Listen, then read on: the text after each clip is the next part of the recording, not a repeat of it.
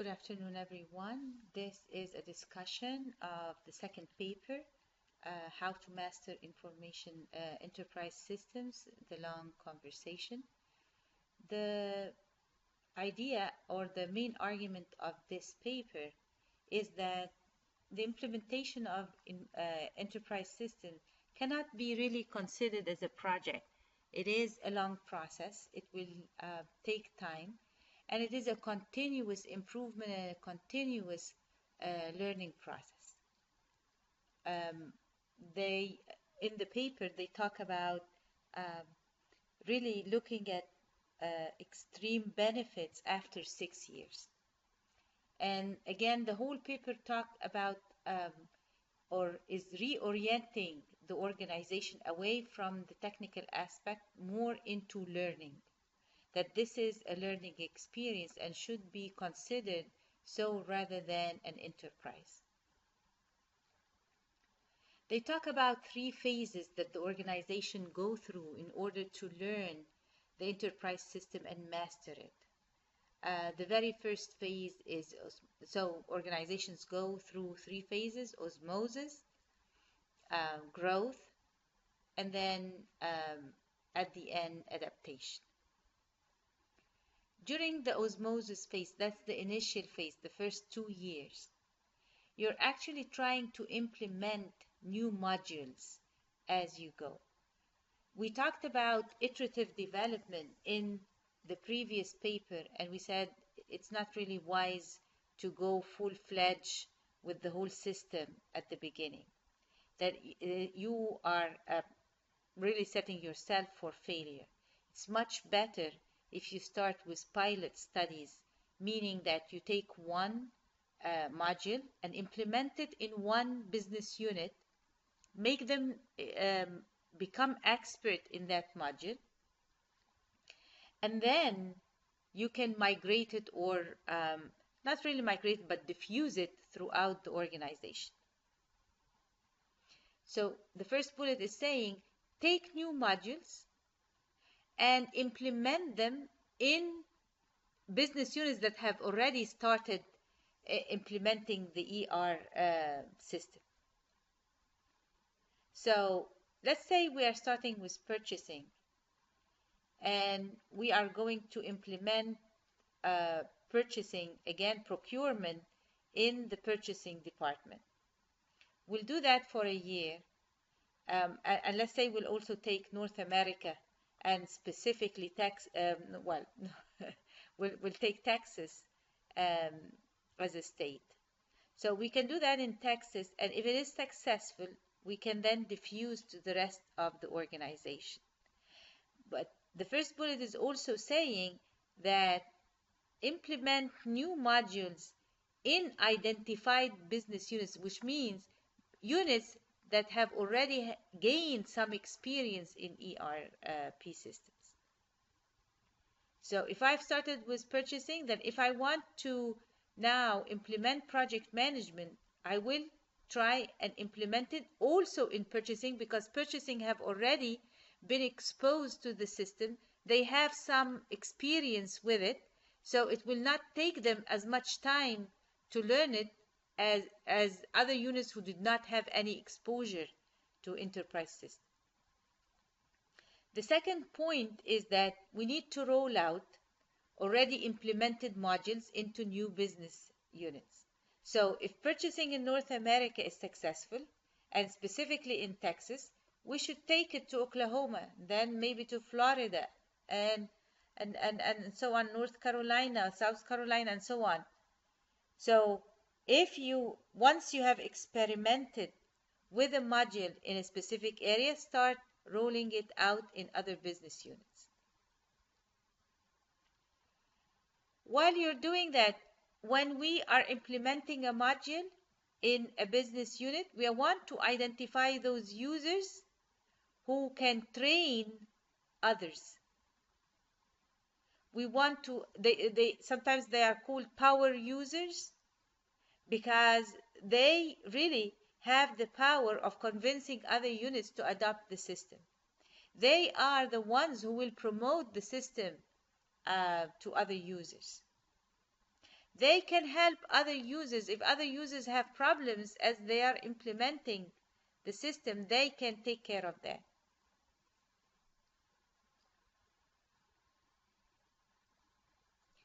The second phase is growth. And in there, you are building expertise. As we said, we are starting or experimenting with new modules in already identified business units that have already gained some experience with ERP. And then we are rolling out the experimented modules and diffusing it throughout the organization. That was osmosis. In growth, you are trying to improve your performance in a specific module even. So let's say I've implemented purchasing. Well, by implementing it, I'm automating the processes. So I'm improving effectiveness. I'm also integrating across business modules. Because now we know that when I do purchasing, I have to also communicate with financials, and I also have to communicate with the inventory and the warehouse. So that integration will improve the efficiency of the system. So as I'm growing, as I am rolling out new modules, I am integrating across the business modules and improving efficiency of the system. The last phase of growth is intelligence. And intelligence means that I am drawing insights from the system. It can be either I'm learning from the system, because we said that this system is based on best practices, so I can look at these processes inside of the system and try to improve the external processes outside of the system. I can also learn from the system by running analytics on the data collected. Today I was actually attending a presentation by a company, a software company that developed a learning tool, a competitor to Blackboard. And they started presenting their system as a tool that will provide intelligence. And they're saying there is a huge amount of data inside of Blackboard that, if analyzed, universities will be able to customize their class offering to individual students. They are also able to identify at-risk students early in the semester and advise them and intervene in order to prevent like them dropping from courses or withdrawing from the university. So when we're talking about growth, we're talking about improving our performance. We are not diffusing throughout the organization like we did in osmosis, but we are looking at our performance in a specific area and trying to improve it. We should not stop at automation. A lot of companies that I have seen actually stop at that point.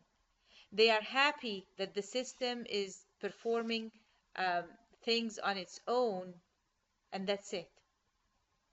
They don't try to integrate across the business modules. And let me tell you one thing. For example, with Blackboard, Blackboard is used as a tool, as a learning tool by faculty, but it can also be used by administration and by advising and by counseling if they have access directly to the data in there, and if they run analytics on the data. They don't have to rely on the faculty to tell them or to fill in the reports that they ask us to fill every now and then. Are these students at risk? Are they at risk of failure? What grade will they get? Well, you can get that information directly from the system if you are integrating But unfortunately, that's not happening. So a lot of companies just like stop at automation, never look um, to improve the business processes by integrating a particular system or a particular module with other modules across the organization. And it's funny because that's the whole idea behind ERP systems.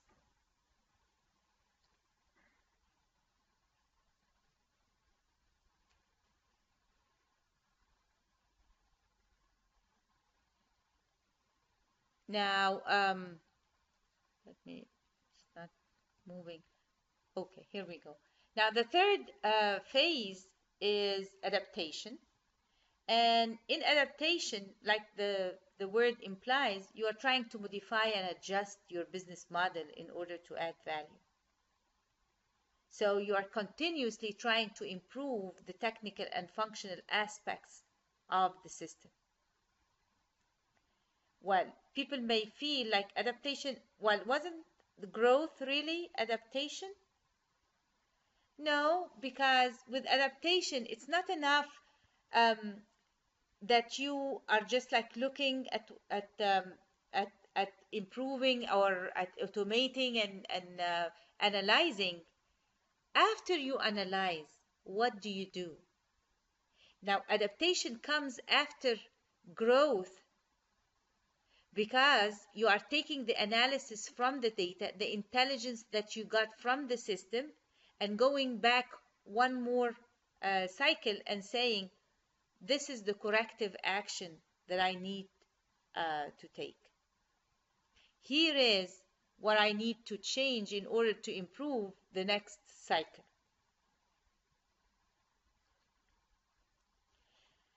And definitely the third bullet, which says adaptation will lead to osmosis and growth, is correct, because as you look back, as you analyze the data and you get feedback, you need to instill that feedback into the new cycle. So it could be the data is telling you you are not really using a particular functionality within the system at all. And that's when you go into osmosis, you realize, okay, when we need to actually start experimenting with that feature. And then you diffuse it throughout the organization. But then you look back at your performance and say, can I go beyond automation? Can I integrate that new feature with other features or other systems? What kind of data am I getting from my usage of that new module? And then we go back one cycle again with the adaptation and saying, okay, now I got insights. Here is the feedback I'm getting from the system. How should I act based on my feedback? What should be the changes that I have to introduce in order to again improve? This is really very good. But then when I come and talk with people, and actually at TSU, I see the main challenge is always culture. People in there. You would think it is technical, but really it is not. We have a lot of systems out there. We have a lot of features inside of the system. And you all, I mean, like have taken several courses, and you can ask yourself, yeah, like some courses implement a lot of the features within Blackboard, some courses don't, some courses do not have Blackboard at all. So again, you see a lot of resistance for change within organizations. With that kind of a model, when we are talking about osmosis, growth, and adaptation, you need to change the culture to support knowledge sharing. And that's again a big problem. People, yes, may take pride about sharing knowledge, teaching others, but then a lot of times you will see knowledge hoarding. People are just like hoarding the knowledge that they got. They don't want, like, they feel that that's their competitive edge. And if I want to teach you guys one thing, I think the power is not in the knowledge itself. I know that it's a very well-known saying, knowledge is power. But it's not really the knowledge. It's your ability to learn that is more of the power rather than the knowledge by itself, because the knowledge is not um, is transient. What is knowledge yesterday may not be valuable today, especially in the area of information technology. It's constantly changing. Companies do not hire simply because you know SAP. They want to make sure that 5 years from now, when SAP is no longer SAP or there is no SAP, there is something new, you have you have that ability to learn something new on your own. So that continuous learning and adaptation is really key. I want to hire someone who is a continuous learner, but also capable of changing. Understand that it is very important that I get feedback first, and when I get it, I act upon it. I make changes.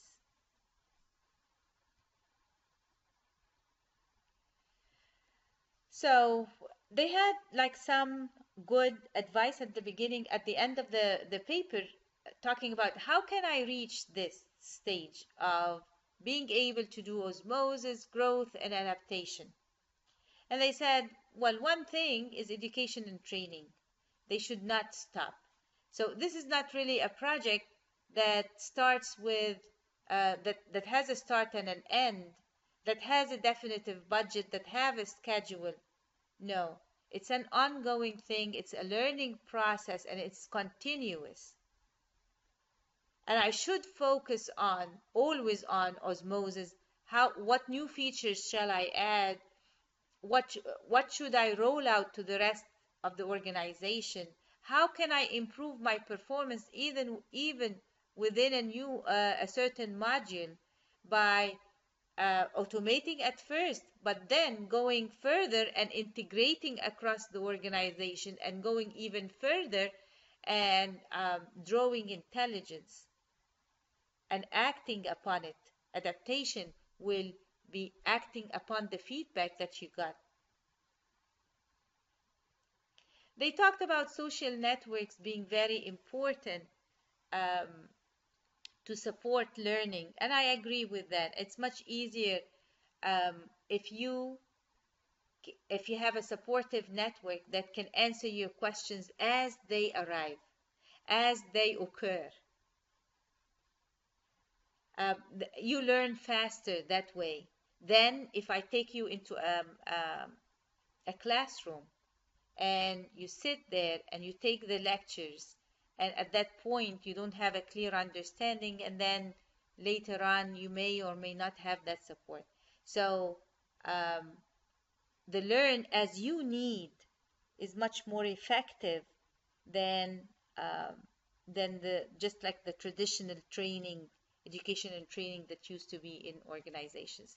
Now every organization is has Link, for example, Microsoft Link, and they have SharePoint, and they want to create these electronic social networks that would support continuous learning. And then at the end, they said it's very important that you identify key users and give them that responsibility of promoting use, diffusion, and adaptation through the creation of knowledge and then sharing that knowledge and disseminating it.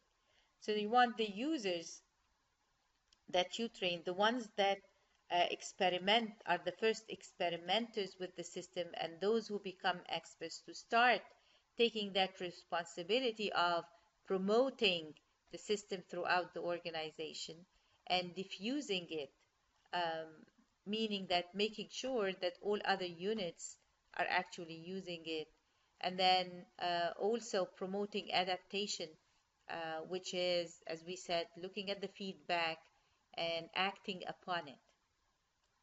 They can do that first by creating knowledge themselves, meaning becoming experts themselves, and then sharing it with others, so answering questions for others, helping others, and disseminating it throughout the organization. So it doesn't have to be as a pull model, meaning responding to a question, but actually trying to diffuse it and disseminate it across the organization. That's all for the second paper. I hope you look at the style, the way that I have presented these papers. I'm not taking the same structure, but I'm trying to build an idea around it. So if you look at this presentation, we started by saying this is the main point of the paper, that ERP systems in general should not be treated as projects with a start and an end. They're actually a continuous learning process. And then we said, well, that continuous learning process will occur in phases. We start with osmosis, where we are experimenting every period. We are experimenting with a new module, and then once we become expert in it, we are diffusing it throughout the organization, and that's osmosis. That's basically osmosis. And then we go into growth, where we try to improve our performance. So even in that module that we are experimenting with it and rolling out, we need to look back and see how can I automate more processes. Is there a way for us to integrate with other modules, so we're not just like stopping at automation? And then looking at the data that's collected and saying, what do I learn? How can I improve things outside of the system? And also running analytics and saying, what is the feedback that's coming from the system? When we talked about adaptation, we said adaptation is really looking at that feedback and acting upon it, taking corrective actions, changing, modifying certain things. And then we end up the presentation by saying, how can we actually reach these stages? And we said, really, we need to focus on education and training, not as part of a project management phase where you do it at the very end and then you stop doing it. It's an ongoing process. We should stop looking at implementation as a project with a start and an end, a budget and a schedule. We need to look at it as phases with osmosis, growth, and adaptation. And if you look at adaptation, adaptation is just an end of a cycle and the beginning of a new one. So you have that continuous learning cycle.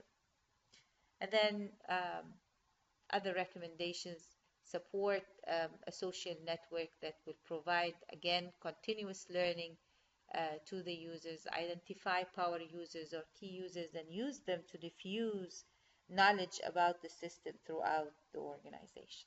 So I hope that the next group, while they are summarizing and preparing their presentation, well, it is okay that you divide the work, but you need to really integrate.